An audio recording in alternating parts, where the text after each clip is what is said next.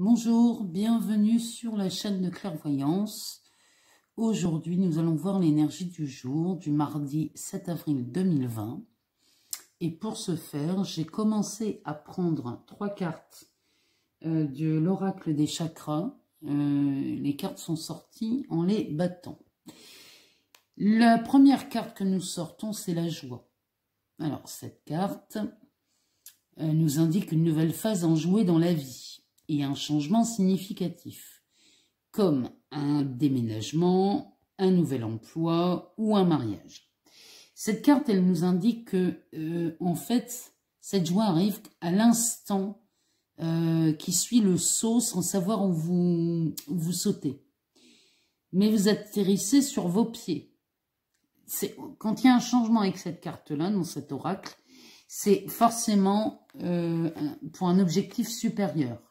Donc, c'est vraiment une carte magnifique. De toute façon, alors, moi, ce que j'aime dans cette carte, c'est qu'on voit que la joie, elle est représentée par une marguerite qui est quand même à l'intérieur de son ventre, de son buste.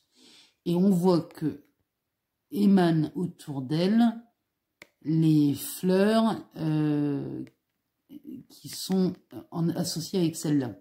Donc, la joie vient bien de l'intérieur. Et quand vous l'exprimez, c'est comme si elle irradiait tout autour de vous. Et donc, cette carte, c'est ce qu'elle nous dit. C'est-à-dire que la joie est là, faites le saut sans savoir où vous allez. Mais de toute façon, ce saut, il est fait pour un objectif vraiment supérieur à ce que vous avez aujourd'hui. Derrière, on a la carte du mysticisme. Alors, cette carte signifie l'invité surprise. Ou encore, alors, l'invité surprise, oui, ça peut être encore le doute ou la peur que vous ne connaissiez pas. Sa signification, elle est simple. Elle veut dire en fait qu'il est sage d'être observateur et ne réagissez que si vous êtes sûr. L'inconnu est loin d'être facile, mais il n'est pas nécessaire d'en avoir peur. C'est-à-dire que, pas besoin d'avoir peur pour aller visiter l'inconnu, c'est juste observer. Et là encore, il est demandé d'écouter votre intuition. De toute façon, les réponses sont en vous. Donc, commencez pas à vouloir chercher à l'extérieur ce qui se trouve à l'intérieur. Restez 2 minutes avec vous-même et les réponses vont jaillir. Mais cette carte-là, elle porte le nom de, oui, on pourrait dire l'invité surprise. Son nom à cette carte-là, c'est l'aubergine. Et en fait, l'histoire de cette carte, c'est une femme qui appelle une maison en disant qu'elle arriverait pour l'invitation du soir alors qu'elle n'est pas invitée. C'est pour ça qu'elle est très mystique, celle-là. Et c'est l'invité surprise. C'est cette peur ou ce doute qui va jaillir au moment du saut, du fameux saut qu'on fait ici. Derrière, on a la croissance. Alors, la croissance, c'est une herbe. Vous voyez, l'herbe, on a des racines et on a du blé autour. Et il n'y a pas que du blé, il y a aussi des mauvaises herbes tout autour. Alors, cette carte nous dit dégage-toi. Il s'agit peut-être d'un changement. Lancez-vous dans une nouvelle entreprise ou acquérez une autre compétence. Le plus important, c'est d'évoluer. Mais là, c'est vraiment, c'est presque c'est un impératif. Quand cette carte dit dégage-toi, ça veut dire que vous savez au fond de vous que vous pouvez faire mieux et que vous méritez une meilleure situation. Vous le savez au fond de vous. Donc, faites les choses pour que ça soit différent. Si ce jeu vous parle, vraiment, pour moi, il est vraiment... là, il nous rappelle que tout vient de vous de toute façon. On part toujours de la joie. Donc, ça vient toujours de vous. Ces décisions viennent toujours de vous. On va demander au Tarot de Marseille de nous donner une carte pour essayer de nous donner une énergie un peu plus globale, donc qui pourrait parler peut-être à quelqu'un d'autre. Parce que ce jeu-là, il ne doit pas parler à tout le monde. Donc, on va demander au Tarot de Marseille de nous sortir une carte. Alors, je prends les l'âme majeure hein, pour faire ce tirage, puisque les lames majeures sont surtout pour le tarot de l'âme. Donc si il vient nous en sortir une, sinon on va aller la chercher. On va aller la chercher, ça sera plus simple. Alors, la roue de fortune. Ouais, alors la roue de fortune, cette carte, elle tourne beaucoup. Là, en ce moment, chez vous, ça tourne beaucoup, mais dans le sens, on va dire, du mental.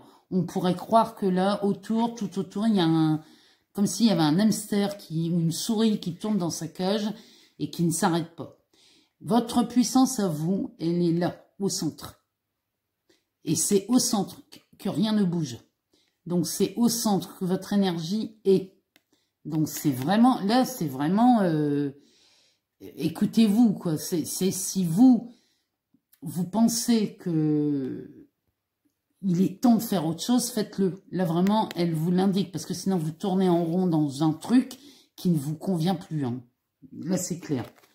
Là, c'est très, très clair.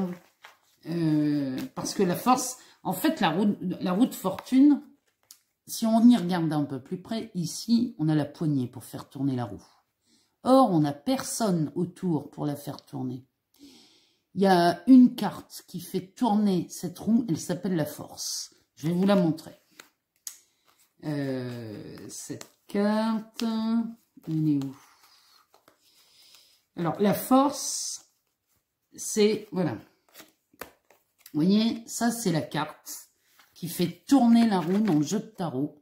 Parce que si vous regardez bien, la gueule du lion, elle est à la hauteur, de la manivelle de la roue. La seule force qui peut faire tourner cette roue de fortune qui est en vous, c'est vous. Parce que elle est reliée au centre, cette manette. Et c'est au centre de vous que la force, pour changer le cycle, la force est en vous. Voyez? Donc vous avez la force, c'est sûr, et certains vous l'avez. Mais il faut vous mettre au centre pour la décupler. Donc vraiment, cette carte, elle nous dit vraiment que ben, vous avez tout le potentiel pour faire ce que vous voulez. Après, c'est vous qui choisissez. Hein. Vous le faites ou pas, c'est vous qui choisissez ça. Hein. Y a pas, personne ne peut choisir à votre place et personne ne peut vous forcer à faire autre chose que ce que vous avez réellement envie de faire. Alors, on va demander à la triade de nous sortir deux cartes pour voir un peu ce qu'elle dit.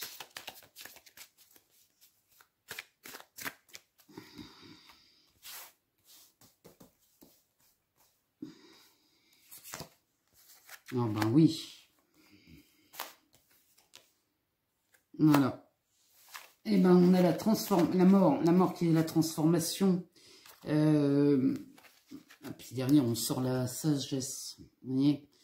Non, vraiment, là, on a la mort et le pardon. Alors, le pardon, c'est toujours pareil. Hein, il n'est pas question de pardonner à qui que ce soit. C'est regardez-vous où vous en êtes et pardonnez-vous à vous. Faites vraiment le vide dans votre esprit. Parce que derrière, il y a vraiment une réelle transformation. Cette transformation-là, elle est radicale. Hein. Elle est puissante, hein, cette transformation-là. Mais c'est toujours pareil. Cette force, elle est en vous. Le pardon, on pourrait le mettre en deux mots, en fait. Moi, j'aime bien le mettre en deux mots. C'est pardon. C'est pardon de soi que la transformation s'effectue. Donc, franchement, là, pour beaucoup d'entre vous, il y a vraiment une joie intérieure pour faire un saut quelque part. Il y a un saut, une envie d'entreprendre. Il y a une nouvelle entreprise ou un déménagement ou de nouvelles compétences. Là, vraiment, c'est ce qui se joue ici. Et derrière, tout est possible, hein, tout est réalisable. La seule chose, c'est que plus vous vous mettrez au centre de vous-même, plus vous trouverez l'inspiration. Une fois que ça c'est fait, on y va. On y va pour une transformation. Il y a vraiment quelque chose de radical. Je suis certaine que ça parle à certains d'entre vous. Et là, vraiment, le don de soi, c'est ça. Hein. Le don de soi, c'est pour faire tourner cette roue. Hein. C'est uniquement pour ça. Hein. Donc, voilà les énergies du mardi 7 avril 2020. Bah écoutez, moi je trouve que c'est une très très belle journée qui s'annonce. Et je vous souhaite une excellente journée. Portez-vous bien. On peut toujours s'abonner à ma chaîne. On peut aimer aussi. On peut partager. Et puis, ben, je vous dis à tout bientôt. Et surtout, soyez prudents.